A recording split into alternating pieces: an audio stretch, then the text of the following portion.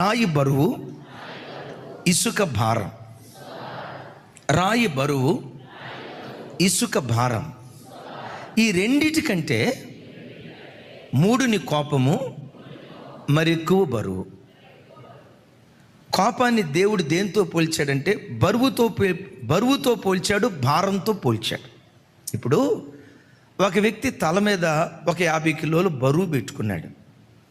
బరువు పెట్టుకొని నడుచుకుంటూ వెళ్ళిపోతా తల మీద 50 కిలోలు బరువు పెట్టుకున్న వ్యక్తి తల మీద పెట్టుకున్నప్పటి నుంచి ఏం ఆలోచిస్తాడు చెప్పండి? ఓ 10 రోజుల పాటు ఈ బరువు మొయ్యాలా, సూపర్ బాగుంటుంది. ఓ 50 రోజుల పాటు మొయ్యాలి. 50 రోజులు కాదు, లైఫ్ లాంగ్. ఎవరా మనిషి ఈ బరువు లైఫ్ లాంగ్ మోయాలా అని ఎవరైనా తల మీద బరువు పెట్టుకొని అనుకుంటారా? ఏమనుకుంటాడు మరి? తల మీద బరువు పెట్టింది మొదలుకొని ఎప్పుడు దించుదామా, ఈ బరువుని ఎప్పుడు తొలగించుకుందామా, ఈ బరువుని ఎప్పుడు పక్కన పెడదామని ప్రతి మనిషి ఆలోచిస్తాడు.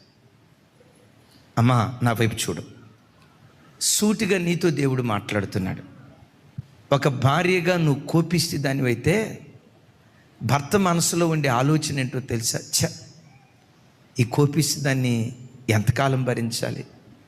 నేను అనవసరంగా భారతదేశంలో పుట్టా. నేను చెప్పబోయే మాట చెప్పాలా?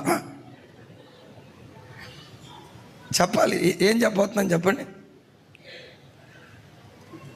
ఏం నవ్వేరేంటమ్మా? నేను అనవసరంగా భారతదేశంలో పుట్టా. భారతదేశంలో పట్టకుండా అమెరికాలో పుడితే ఈ పాటికి 150 సార్లు ఎడాకులు ఇచ్చేవాడిని. ఇక్కడ ఇద్దామంటే కుదరదు కదా. లోపట ఏమనుకుంటాడంటే ఈ బరువుని దించాలా, బరువుని దించాలని అని అనుకుంటా ఏమనుకుంటాడో తెలుసా? గత్యంతరం లేక కోపిస్తానైనా నీతో కాపురం చేస్తాడు. గత్యంతరం లేక. సమాజం ఏమనుకుంటుందో, చుట్టూతో ఉన్న వ్యక్తులు ఏమనుకుంటారో, మనుషులు ఏమనుకుంటారో, వీడు భార్యకి విడాకులు ఇచ్చాడట, ఈ అవమానం భరించేదానికంటే అయ్యో విడాకులు ఇస్తే పిల్లలు ఏమైపోతారోనని గతి లేక, గత్యంతరం లేక కోపిస్తే భార్యతో భర్త కాపురం చేస్తాడు.